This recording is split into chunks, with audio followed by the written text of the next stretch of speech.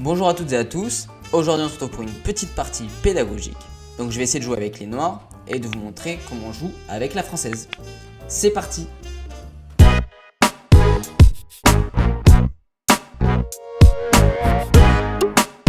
J'affronte un 1853, il me joue E4. On va lui faire la française, E6. Hop, Ace Bishop. Donc là normalement il va jouer D4. Et sur D4, on joue D5. D4, D5.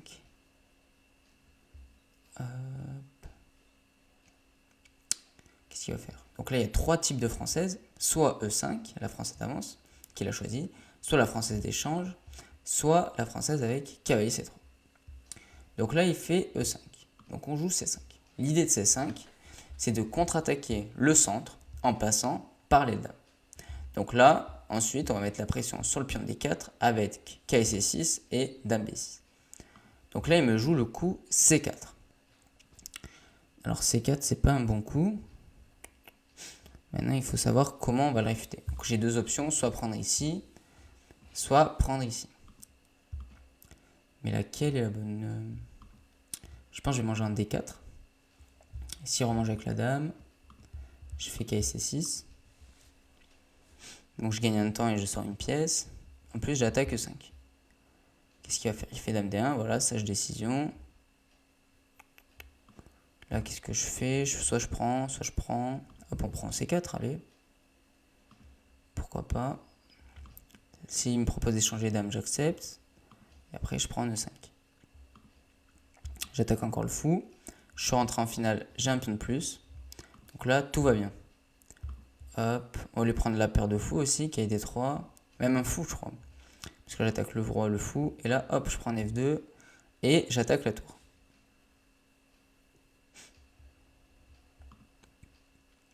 Et là, déjà, j'ai une tour de plus. Je pense qu'il va pas tarder à abandonner. Hein. Il abandonne pas, il abandonne pas. Il essaie d'enfermer mon cavalier.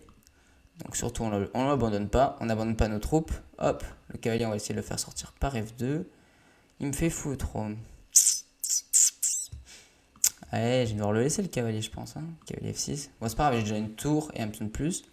Là, il va faire KD2 ou KC3. Mon cavalier, il peut plus sortir. Hop, il essaie de me mettre une fourchette lui aussi. On va pas se faire avoir. On regarde toujours, avant de jouer, qu'est-ce que menace votre adversaire. Et là, comme mon cavalier il est perdu, je vais quand même lui doubler les pions en faisant KG3. Hop. Fou Z7. Maintenant, on essaie de mettre le fou en C6. Hop. Il me donne une pièce. Et ben là, le petit 1800 là. Il me donne des pièces, des tours. Il est peut-être fatigué là. Hop. Donc j'ai toujours ma tour de plus. On met les tours sur les colonnes. Hop. On met l'autre tour en D8. Il faut faire jouer tout le monde. Et après, le cavalier, on va peut-être le mettre en D5. Donc là, vous voyez, quand vous avez plus de matériel, il faut essayer d'échanger les pièces pour se retrouver en finale avec seulement la pièce supplémentaire. Et moins il y a de pièces, moins vous avez de chances de vous faire arnaquer. Donc là, il attaque le pion H. On fait H6, on prend pas de risque. Comme ça, le cavalier, s'il a envie de bouger, eh ben, il aura plus à protéger le pion H7. Hop. Donc là, on va essayer de chasser ce cavalier là parce qu'il nous embête un petit peu. On va peut-être faire... déjà, on va faire un petit échec avec le cavalier D5. Hop, s'il prend, je reprends. Donc là, il va là. Et là, on fait cavalier 4. L'idée, c'est de faire cavalier D3. Hop. Donc, on a fait un échec et on me propose l'échange du cavalier. Donc, comme ça, on sera obligé d'échanger le cavalier. Donc là, il essaie de me faire une tactique. Si je remange, il remange et après, il me mange la tour.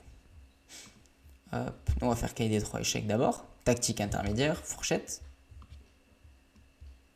Et il abandonne. Donc on va passer à l'analyse, parce que je vous rappelle, c'est très important après chaque partie, surtout les rapides et les blitz, d'analyser votre partie et d'identifier vos erreurs. On se retrouve pour l'analyse. Donc, j'ai fait faire une analyse automatique de l'ordinateur. Donc on voit au début, il est à plus 0,2. Bon, c'est normal, parce que quand les blancs commencent, l'ordinateur leur donne un petit avantage. Mais dès le troisième coup, hop, on passe avantage noir. Hop, donc là, il y a eu une petite remontée. C'est-à-dire que j'ai pas été hyper précis au 6e coup. J'aurais peut-être pu plier la partie plus rapidement. Puis après, hop, à partir du 9e coup, il y a une rupture. C'est quand j'ai eu la tour de plus. Et là, hop, j'ai pas lâché mon avantage. Donc on va regarder. Donc ouais, C4, c'est une erreur. Donc on aurait pu faire KC6 aussi. Moi, j'ai fait C prend D4. C'est bizarre parce que l'ordi propose KC6 à moins 0,8. Et après, il a dit que C prend D4, c'est le meilleur à moins 0,9. Donc il a fait Dame prend, KC6, Dame D1. Donc voilà, donc si un jour on fait C4, vous savez comment le réfuter. Et là, le bon coup, moi j'ai fait D prend C4 parce que je voulais simplifier la position entrée en finale. Mais apparemment, D prend C4, c'est pas le meilleur. Dame prend, Roi prend. Après KI F3. Bon, moi je trouve que là, j'ai quand même largement l'avantage. Avec KI B4 qui arrive. Mais bon, l'ordinateur, il préfère, hop, au lieu de D prend C4, il préfère KI prend E5. Comme ça, je suis sûr de prendre le pion central. Et après, il n'y a pas de souci. Et s'il prend D5, je pense que je fais cavalier F6. Tiens, c'est rigolo. Moi, j'aurais fait Dame prend D5. Dame prend. Hop, je rentre en finale avec un pion de plus. Un pion passé, même s'il est isolé. C'est très avantageux. L'ordi, il préfère faire un gambit. Hop, et c'est prise. Prise, prise, prise. Donc, il préfère rentrer, lui, en finale avec autant de matériel, mais avec 3 temps d'avance. Et oui, il faut B5. KI D7. KI F3. Prise, prise. C'est avantageux, ouais, grand roc. Voilà, vous sortez vos pièces tranquillement. Et le roi D1, il est mal placé. En plus, il y a des pions doublés chez l'adversaire. Donc pourquoi pas. Mais bon, moi je pense le plus simple pour vous, c'est de faire Dame prend D5. C'est ce que j'aurais fait moi. Donc Dame prend, pion prend, fou prend, KI prend E5. Il y a la fou B3, terrible erreur.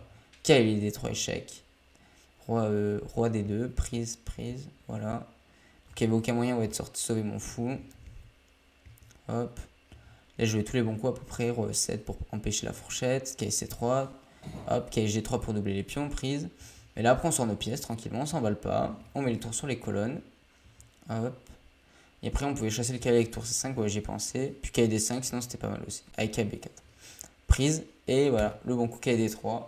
Il a bien fait d'abandonner puisque je suis à moins 15. Donc c'est comme si j'avais une dame et une tour de plus. Voilà, donc n'hésitez pas à utiliser l'analyse automatique de l'ordinateur si vous jouez sur Lichess. Si cette vidéo vous a plu et que vous voulez voir d'autres vidéos sur la française ou sur n'importe quelle autre ouverture, dites-le moi en commentaire et n'hésitez pas à vous abonner. On se retrouve dimanche pour une nouvelle finale et la semaine prochaine pour une nouvelle partie pédagogique. Bonne soirée!